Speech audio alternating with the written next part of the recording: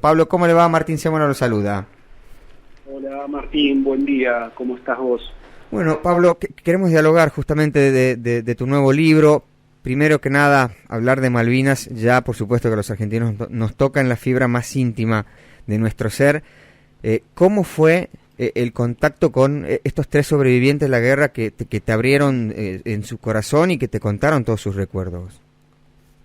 Bueno, la verdad que yo tengo, este libro es un natural sucesor de otro que salió en el 2019. En el 2019 trabajé con una madre de Plaza de Mayo, Norita Cortiñas, y por esta misma editorial, Marea, Sí. publiqué El lado Norita de la vida.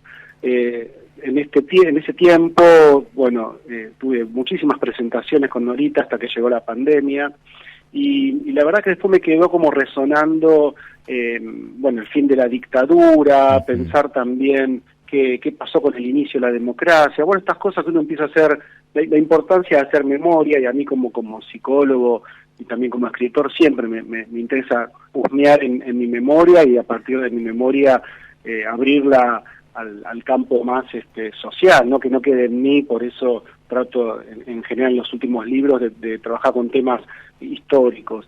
Así que, bueno, me puse a pensar cómo encarar el libro sobre Malvinas. Me parecía que era un tema del que tenía que hablar. No sabía entonces, la verdad que no había registrado que venían los 40 años. Me puse a trabajar en el 2020. Acá en la zona oeste, donde estoy yo, de Buenos Aires, en Castelar, pasó, digamos que por mi consultorio han pasado familiares e incluso un excombatiente. Y dije, bueno, tengo que ir por el lado de gente que conozca, que se va a abrir con mayor distensión. Así que se me ocurrió encarar el libro como los elementos de la naturaleza. Así que fui por tierra, trabajé con Reinaldo Arce, que era un muchacho de 18 años, de una vida normal, tranquila. Estaba en Mar del Plata cuando la mamá le avisó que tenía que presentarse al servicio militar obligatorio. Una historia impactante, porque es el que yo siempre digo, podría haber sido yo, podría haber sido alguno de mis hijos, una persona de clase media, tranquilo, con proyectos laborales y formativos, y de pronto, sin haber tirado en su vida un solo tiro, en abril ya está en la guerra de Malvinas. Después por agua se me ocurrió trabajar con Darío Arce, que Darío es Darío Correa es un muchacho también santiagueño, de una vida de mucha pobreza y dificultades económicas. Se puso feliz cuando le tocó el servicio militar obligatorio, él porque quería conocer el mar que no conocía, subirse un barco. Bueno, así que Darío feliz con haber sido el azar lo había beneficiado en ese sentido, con un número alto. Le tocó la Marina, y de pronto está en el Belgrano y después del hundimiento, 2 días naufragando. Una historia bastante dramática. A Darío Correa también volver del naufragio no fue fácil, tuvo una vida muy traumática. Ahora por suerte está mucho mejor.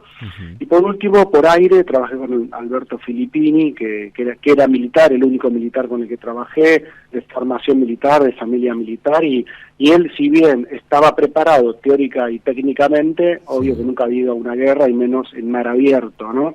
Así que bueno, con los tres me encontré durante varias jornadas, desgrabé las charlas que tuve con ellos, y después las trabajé ya como testimonio, y de alguna manera hice como una novela libre, con veracidad de los hechos, ¿no? Claro.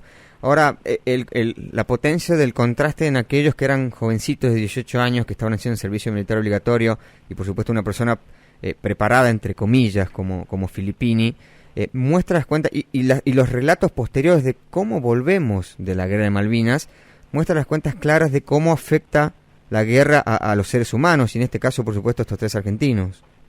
Claro, sí, Martín. A ver, son preguntas que el lector, la lectora se van a encontrar con, obviamente, un libro escrito por un psicólogo, porque de alguna manera cada uno de ellos lo fui llevando también y ellos se fueron abriendo, y bueno, cómo era su vida antes de Malvinas como trauma, como un hecho personal, histórico, contundente, y bueno, preguntas que se dan es cómo se vuelve de la guerra, cómo sigue la vida de quien estuvo al borde de la muerte, cómo volver a ligar con la vida, ¿no? Cómo rearmar tu vida tras ese trauma. Y no olvidemos que el inicio de la democracia también hubo toda una etapa de desmalvinización, no se hablaba de Malvinas, los excombatientes venían con algo así como lo que se llamó el pacto de silencio, la sociedad también no preguntaba, llevó mucho tiempo para repensar la historia y ahora a los 40 años, casi como los 40 años de una persona. Yo siempre digo que suele pasar que en el consultorio cuando llega alguien y está por cumplir 40, se hace los replanteos de la vida, la síntesis, es una edad muy importante los 40 para un replanteo existencial y sin lugar a dudas como nación también tenemos que pensar que estos 40 de Malvinas nos tiene que servir para pensar, y justo en este contexto de una guerra también entre Rusia y Ucrania, ¿no? Uno pensaba que esto no iba a volver a pasar y sigue pasando y sigue afectando nuestras vidas, ¿no? Lamentablemente está ocurriendo. Pablo, el título, me quedo con La Isla Interior, me imagino tiene que ver con referencia a esto que nos contaba, ¿no? La construcción hacia adentro que realizó cada una de estas personas, pero también con la presión de una sociedad que no hablaba justamente de Malvinas, es decir, estaban como atrapados en una isla también. Sí, el título, la verdad que me costó, iba a ponerle la memoria de Malvinas, me pareció como muy cliché, lo trabajé muchísimo con la editora, con Constanza Brunel, que es la editora de Marea, y ella, bueno, leyendo juntos el libro, se desprendió naturalmente el título porque en más de una ocasión me pregunto cómo siguieron estos sobrevivientes, ya no fuera de Malvinas, pero con la isla interior, con la isla adentro, con las islas dentro, cómo es el mundo interior, el aislamiento, ¿no? La isla del aislamiento también, un montón de palabras, de significantes, que me parecía como que, bueno, es justamente para mí el alma, el espíritu, la columna de este libro es eso, ¿no? Claro. Cómo uno sale de un trauma y cada uno de ellos, por suerte, pudimos ir trabajando sobre el final de cada capítulo, en, bueno, cómo se reconectaron con la vida. Algunos les costó muchísimo más, ¿no? Y otros quizás con una forma un poco más paulatina, pero que pudo enseguida ligarse a la vida. Claro. La isla interior, de alguna manera todos tenemos una isla interior en la que hay que sumergirse, ¿no? Y trabajar sobre eso. Ahora, Pablo, tu rol de psicólogo también, uno no puede evitar pensar lo que han vivido justamente esto bueno, en su momento chicos, ¿no? Sí. ¿En algún momento las imágenes del terror se van de la cabeza? Es una pregunta fundamental, me parece. Mira, por ejemplo, Darío Correa, que es el que estuvo en el hundimiento del Belgrano, es la historia más dramática. ¿En qué punto? Porque, digamos, Alberto Filippini, como decía, el hecho de prepararse como aviador, como cazador, ya él había incluso estado en Chile cuando estaba el conflicto con Chile, es decir, que él estuvo al borde de una guerra terrestre, ¿no? Que iba a ser diferente también. Pero bueno, un militar preparado de alguna manera para, digamos, nadie quiere una guerra, de la misma manera que un policía a lo mejor no quiere enfrentar a un ladrón, pero de alguna manera se prepara para eso, ¿no? Reinaldo Arce, que estaba en tierra, digamos, la guerra iba acercándose, él sabía que en algún momento ya empezaba la guerra, se iba acercando la guerra, ya en algún lugar de las islas ya estaba aconteciendo la guerra, pero Darío se sube al Belgrano, ¿no? Zarpa al Belgrano, y en alta mar recién les dicen que están en guerra, pero en las islas, ¿no? Claro. Y de pronto aparecen estos traicioneros dos torpedos que el Conqueror, digamos, de alguna manera es como una suerte de traición, se entiende históricamente, y hunde al Belgrano, y en Belgrano hay un montón de muertos, y Darío de pronto tiene que estar naufragando con el miedo a que no los encuentren y a morirse de frío.